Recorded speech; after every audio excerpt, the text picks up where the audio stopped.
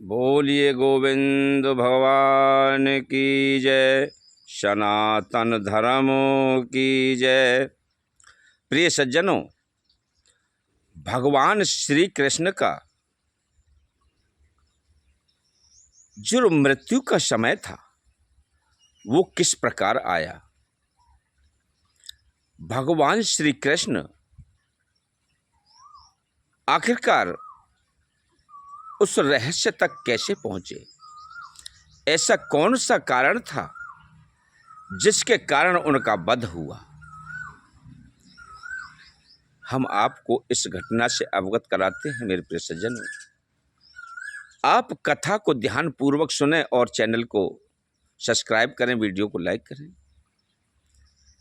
कि भगवान श्री राम जितना सरल स्वभाव उनका नाम है, उसी प्रकार से उनकी आकृति है। और भगवान श्री कृष्ण जैसा नाम वैसा ही शब्द और वैसी ही उनकी कलाएं। भगवान श्री राम ने कभी किसी गुरु की आज्ञा का उल्लंघन नहीं किया और भगवान श्री कृष्ण ने कभी भी किसी की बात को ग्रहण नहीं किया, हमेशा आज्ञा का उल्लंघन किया। इसी प्रकार मेरे प्रिय सज्जनों, भगवान श्री कृष्ण जब गुरुकुल में पढ़ रहे थे तो उनके गुरुदेव ने कहा कि बेटा खीर बना लो।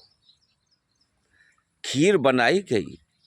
खीर हर तरह से पक गई, खोल रही थी। और तो भगवान श्री कृष्ण ने देखा कि खीर पक गई है और इसे उतार करके रख दे। उतार करके नीचे रख दिया और जाकर के गुरुदेव से कहा कि प्रभु खीर तैयार है। कि कहाँ है? कि वो मैंने उतार के रख दी। क्या मैंने तुम्हारे ये आदेश दिया था कि खीर को उतार दो? नहीं तो चलो दोबारा से उस चूल्हे पर रखो और अच्छी तरह से खौलाओ। भगवान श्री कृष्ण ने उस खीर को दोबारा रखा, पूरी तरह खौलने लगी तो गुरुदेव ने कहा कि अब इस भगोने को उठा करके अपने शरीर पर डाल लो। गुरु की आज्ञा के अनुसार भगवान श्री कृष्ण ने उस भगोने को जिसमें खीर बन रही थी वो अपने ऊपर उड़ेल लिया। तो गुरुदेव ने कहा कि अब अपने शरीर पर हर जगह इसकी मालिश कर लो, पोत लो, कोई जगह खाली नहीं रह जानी चाहिए। भगवान श्री कृष्ण ने उसको भली प्रकार से सारे बदन पर लपेट लिया। जब गुरुदेव ने कहा कि बेटा कृष्ण, आपने सारी क्रियाएं पूर्ण कर ली, खीर को अपने बदन पर किसी जगह तो छोड़ा नहीं, सब जगह लपेट लिया? कि हाँ गुरुदेव। तो गुरुदेव ने फिर कहा क्या आपने अपने पैर के तलवों में लपेटा? कि नहीं गुरुदेव, वहां नहीं लपेटा। क्यों?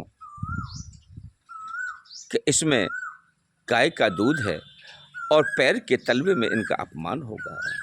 तो जाओ, ये मेरा श्राप है कि आप कहीं से नहीं मारे जाओगे। आपका शरीर इस्पात का हो गया है। बाकी जहाँ पर आपने खीर नहीं लगाई वह जगह आपकी कच्ची है। आपका जो भी वध होगा वो इसी स्थान से होगा। तो मेरे प्रिय सज्जनों, उस बहेलिया ने भगवान श्री कृष्ण के चरण पादुकों में वही तीर मारा जो स्थान खाली था। वहां से भगवान श्री कृष्ण का वध हुआ।